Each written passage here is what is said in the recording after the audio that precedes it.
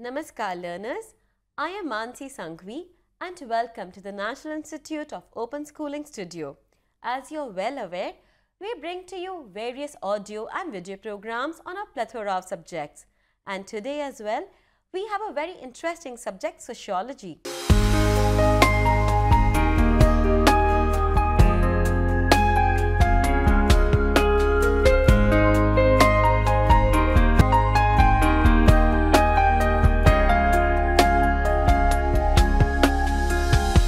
Welcome Dr. Elena Somantre. She is a faculty and a sociologist. She is a faculty with V.V. Giri National Labour Institute under Ministry of Labour and Employment, Government of India.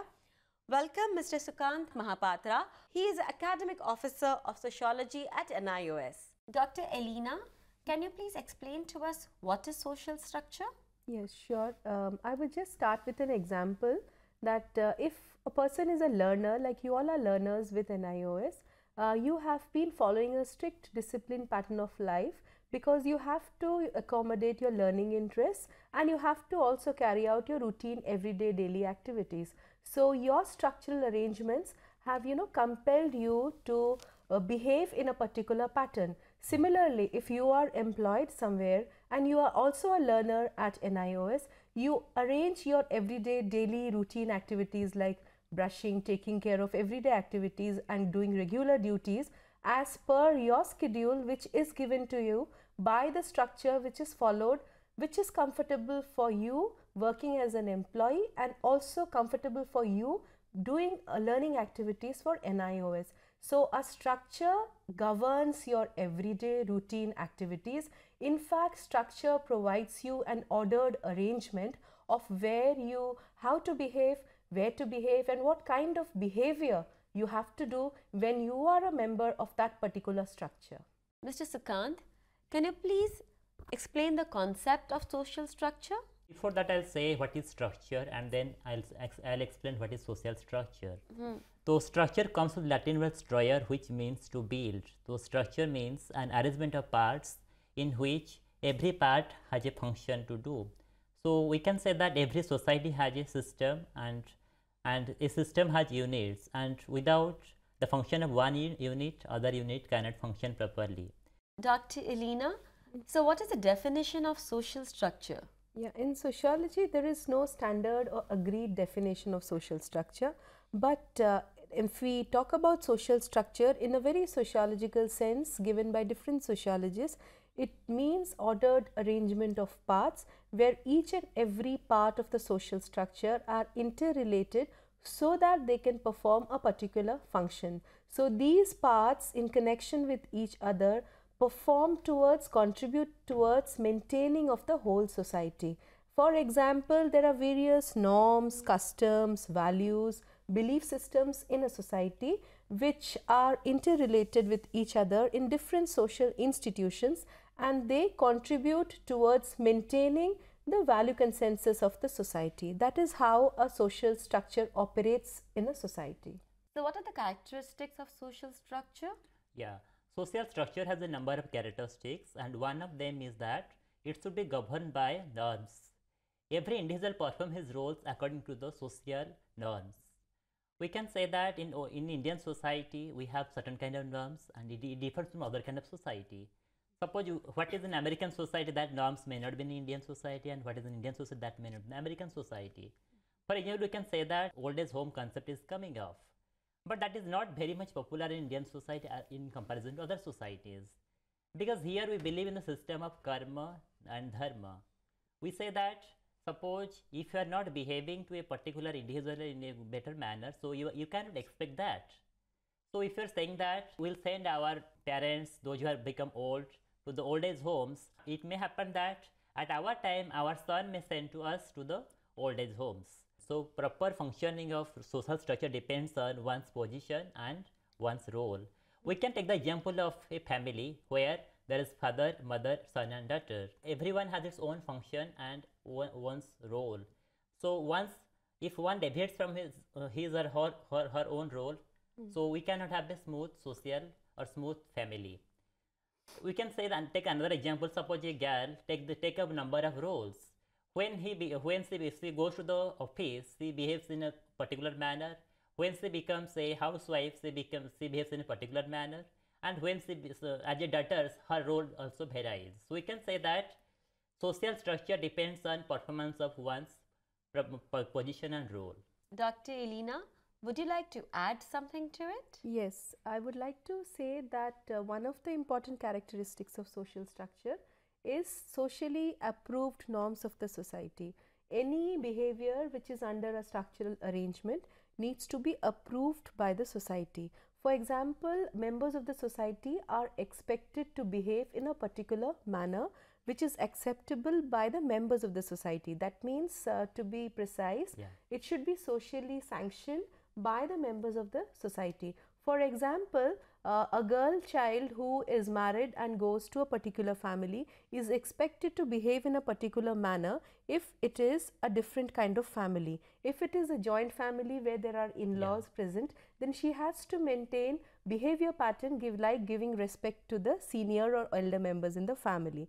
If it is a nuclear family where there are no members present, then she might behave in a different way which the structural arrangement of the family proposes. So that is how, when we are in a social structure or we adhere to the norms of the social structure, we always behave in such a manner where the society sanctions a particular kind of behavior. The moment we stop behaving in a manner which the society has not proposed us to do, then we may be viewed as someone who is deviating from the social norms. Yes. It means, in a sense, that a doctor in a hospital cannot be talking on the phone wasting time. He has to be there attending to his patients, whereas a person in a call center has to be on the phone all the time, doing what the society expects him to do in a call center. Exactly. A similar behavior pattern is expected from, students. Students are expected to be disciplined. Students are expected to give full justice to the text, full justice to the readings they are doing, and full justice to whatever they are studying. So that is how we make a disciplined pattern of life. That is how, social sanctioning or social norms actually make us disciplined in a manner which is arranged, institutionalized and even approved by the society. So we actually behave in a manner where the society has not only approved us to behave, but the society also would actually be looking at our behavior patterns in a particular way it has to be. So they expect us to behave in a particular way. Exactly. Like in your earlier role, you said when a girl gets married, she behaves in a particular way. Similarly, when a boy gets married, he also becomes a husband. So he also behaves in a particular manner. Yes. So everybody then accordingly has to change their ways of lifestyle and their behavior. Right. Then system can function properly. Yes. And as a result, the society as a whole can function very well. And another characteristic which I would like to highlight to the learners is social structure also operates on a system of anticipated response. Like there is an anticipated response on the behavior patterns of an individual. Like sometimes in sociology we say it is a typified behavior patterns. For example, a teacher who is going to a classroom to deliver a lecture is supposed to behave in a particular manner to deliver a lecture. That is how the students perceive the teacher as someone who has to be serious about studies, who has to deliver the lecture in a particular manner.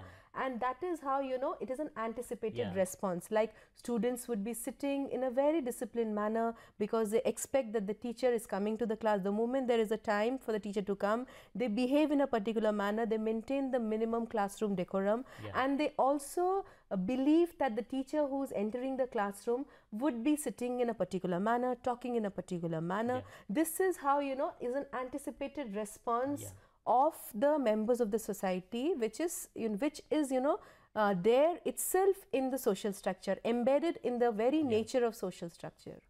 I understand. If you see a red light and if you're driving the car, you stop. And if you see a green light, you start driving. Exactly, that's how. So Dr. Elena, how is social structure different from social organization? Yes, social organization means actually groups of people who are organized towards pursuing a particular goal. It may be an association, it may be a religious organization, it may be any organization which has a particular goal in its mind, and it should be working towards a particular strategy to reach that goal. So, but a social structure is something where an organization can be a part of the social structure. A social structure, in fact, to be more precise, would be having a larger scope than a social organization. Many social organizations can be a part of a social structure.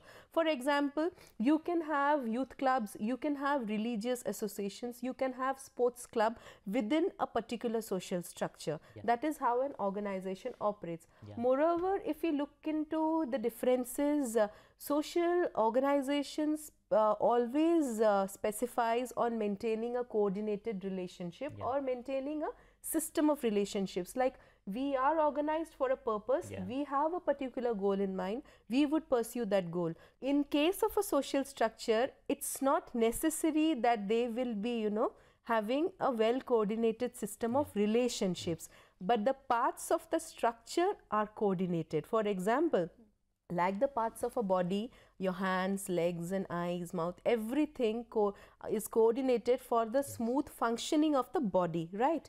Similarly, the parts of a social structure, be it religious institution, political institution, economic institution, every institution can work at their own individual level without being, associated with each other on a face-to-face basis, but contribute towards the maintaining of the whole social structure.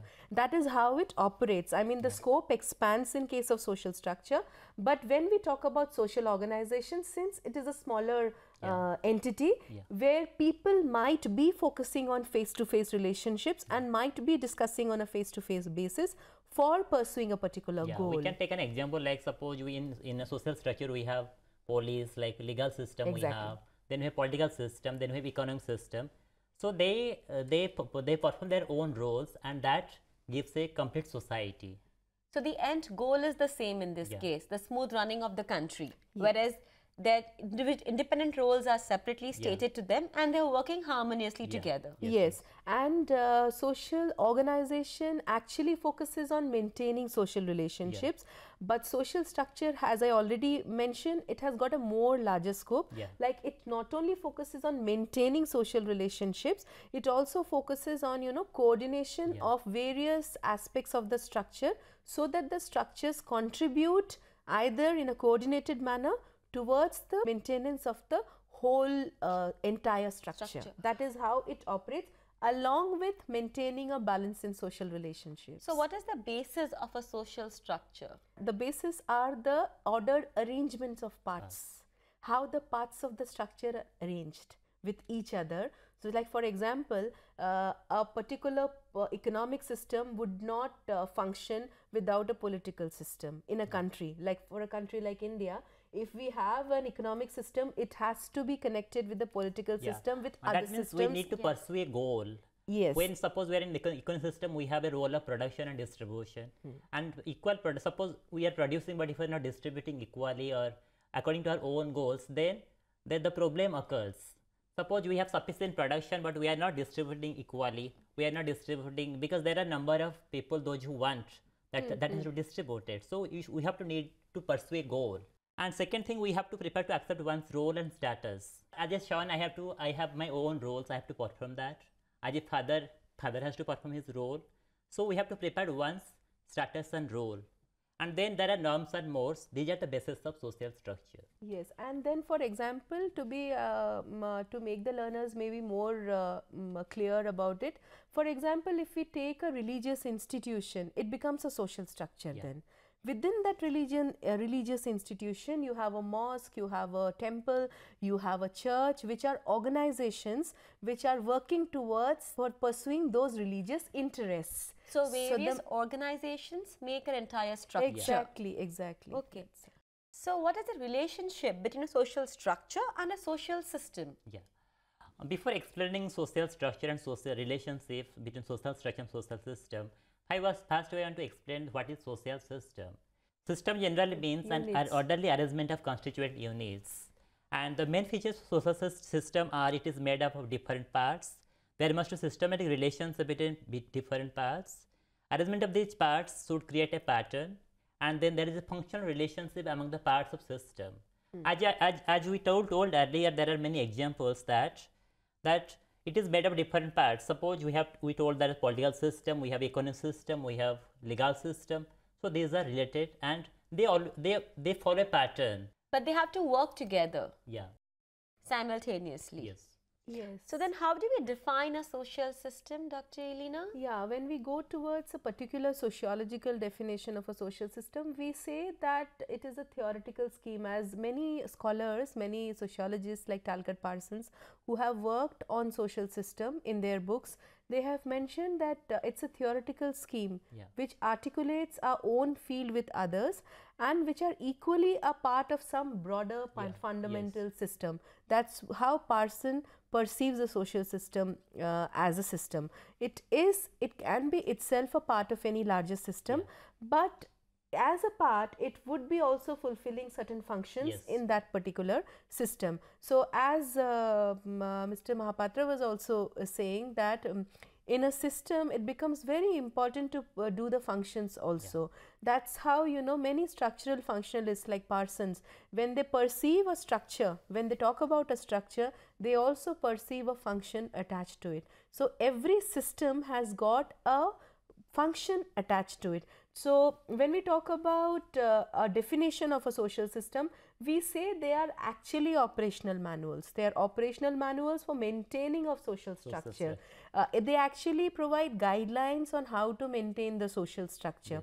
That is how a system works. And if to be giving some examples on this would be norms, customs, etc. These are the operational manuals on how a system should operate, and they provide appropriate guidelines for functioning of the system. So that is how many sociologists have perceived on the social system. So then could it be this, that if, for example, if you're driving a car, the manual is you to change the gear, press the brake, and then the entire social structure means the entire overlay of roads and the signals and everyone driving simultaneously. Yes, right. I can give an example. Suppose the driver is going, so there is rules and regulations. So when he goes, there is a traffic system which gives a direction that I have to control myself and have to go to disciplined manner.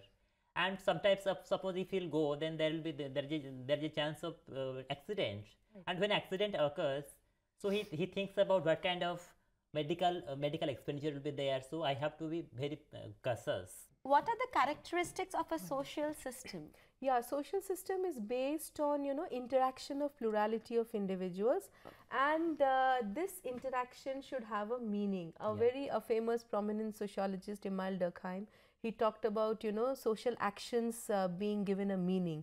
Like any action which is termed as social action need to have a meaning attached to it. That means the meaning should be it should be in such a direction that where the goals and ends of the action needs to be are very clear cut, and the actor knows about the appropriate strategy to reach the end or the goal. So when we talk about a social system, it means an interaction of plurality of individuals, and that interaction has to be meaningful in nature. It should convey some meaning, it should come out with a appropriate meaning and appropriate course of action.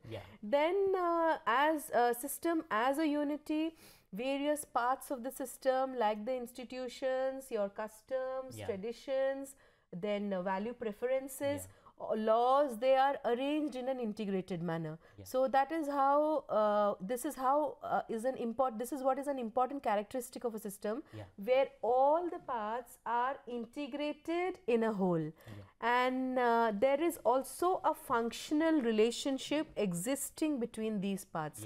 All these parts are in fact functionally interdependent upon each other. That is how. Suppose we can take an example of NISL system. We have department of evaluation department, we have academic department, we have triple S department. Suppose when a student take admission, so there is academic department who does all the preparing of self-learning materials, then also deliver audio and video lectures, and we send all this audio and video to our student also. And we have student support services. Suppose student face any kind of problem, so they can contact student support services. And we have an evaluation department. Suppose for examination and other activities, those related to examination evaluation, the student can have their query resolved from them. So there are three systems, and one in academic, one in AAA, another evaluation departments. Yeah, I would also like to say in this regard, like the famous sociologist Emile Durkheim would reiterate in his book Division of Labor in Society, he talks about a kind of division of labor existing in society among its members, even knowing the fact that when there is a passage of time, society becomes complex from simple, but labor becomes divided among its members, and on the basis of this division of labor, there would be a healthy competition in terms of, how the roles and responsibilities of people belonging to particular groups or particular, as Sukant ji was rightly saying, that how in NIOS different departments work. It's the same. If you take up the factory or an industry setting, workers, the managers, the top level officers, they all are coordinated with each other or integrated with each other through their functions. If the worker stops working, then the entire factory machinery is disrupted. So that is how they are integrated, that is how labor is divided among different groups of people, so that it is contributing to the functioning of the factory. And then Durkheim very beautifully said in his doctoral work, the Division of Labor, that it also enables people in the society to maintain a kind of solidarity, and solidarity is brotherhood actually through our interdependence, which is functional. Durkheim very rightly says that people are interdependent with each other through their roles, which is functional, and this functional interdependence helps in maintaining solidarity. Like we might be competing with each other, but that is a healthy competition because we all are contributing towards the maintenance of the whole. And that is the factory or industry or any institution where all of us are working together and doing our coordinated efforts. So we are striving to be the best, and in which case it's a healthy competition. Although we know that even our colleague is doing the same thing and we're working towards reaching the same goal. Exactly. And social system is also related to the cultural system. You can say that suppose when a child is grown up, the parents want to make her marry or make him marry, but there are certain rules and regulations. Because if there are some age like 21 and 18, so, like before that they cannot marry. There's a legal limit allocated by the government. So Dr. Elena, what is the basis of a social system? Yes, when we talk about the basis of social system, it talks about its constituent elements or the foundations on which a system rests. And if we look at the basis, the beliefs, norms, power, all these are the basis of the social system. Sanction facility, how a society perceives sentiments, how a society perceives goals. For example, if we talk about the goals of a society or goals of a social system particularly, every individual who is committed to that social system is pursuing a goal which will be at the interest of the entire system. So each and every member who are interconnected with each other in the social system network, they will be contributing towards the pursuing of that goal, however what different efforts they carry out. For example, power also rests because social system also looks at power hierarchies, and for example, if you look into power differentials, there are different hierarchical gradations in the society, but yes, though in spite of hierarchies, all these hierarchical relations are interdependent upon each other. So there is no system of not adhering to power relations. For example, I'll give a simple example here. In a joint family system where the role of karta was institutionalized by the family norms, like earlier, now the joint family has though slightly started disintegrating and the role of karta is also becoming less, but still when in certain villages and certain parts of India, the role of karta becomes very prominent. He is at the supreme power of the household and he maintains the entire system. That is how, you know, members contribute towards listening to the powers or listening to the viewpoints or orders given by the karta. So everything, be it a decision on a property, be it a decision in anything, has to go through the karta. So that is how power becomes very important. And then when we talk about sanction facility, whether it is socially sanctioned, as for example, when we talk about a system to operate, like a system in India, a social system in India, when we say that earlier in India, same Gotra marriages, intercaste marriages were not promoted, but but through Special Marriage Act 1954, it has been promoted, and people have, the state has in fact looked at these exploitative practices or looked at these discriminatory practices in a different way. Similarly, the Dowry Prohibition Act, the Child Marriage Restraint Act, all these acts have been very pro-women and gender-friendly acts where girl children or women were exploited long time in the past. They have actually uplifted the status of women and through a social sanction mechanism. Like a remarriage as well. Yes, widow remarriages. So as the society progresses, we have rules, regulations that are evolving as well along with the society. Exactly, and that is how a system operates. I mean, as I was telling in the beginning also, they are the operational guidelines which decide the functioning of a system. So when we see society evolving, the operational guidelines also change as per the demands of the society. That is how it is happening. I mean, when we maintain the system and maintain relations within the system. So Mr. Sukant, would you like to sum up the discussion that we've had so far? Yeah. So dear learner, today we discussed about what is social structure, what is social system, and how we can maintain a better social structures. So we have discussed about in society we have number of systems, like we have political system, we have economic system, we have legal system, and everyone plays its own role to make a better social structure. So I can tell you learner that you behave what is expected by the society, so that we can have a proper social system, and even you will benefit a lot from prevailing rules and regulations in our society. So learners, today we discussed about social system and social structure and realized it's vast and in which everybody works towards the same goal. If you have any query, you can definitely contact us. Our address is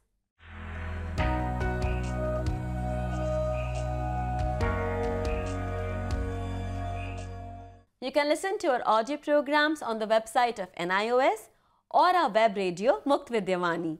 I would like to thank Dr. Elena Samantre and Mr. Sukant Mahapatra for joining us today at the studio of NIOS.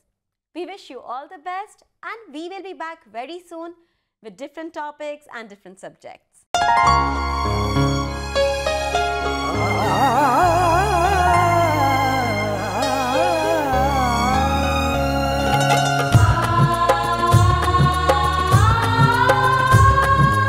जीवन ये प्रकाशित करने, राहों को आलोकित करने, हम अपना दीपक स्वयं बने, हम अपना रास्ता स्वयं चुने।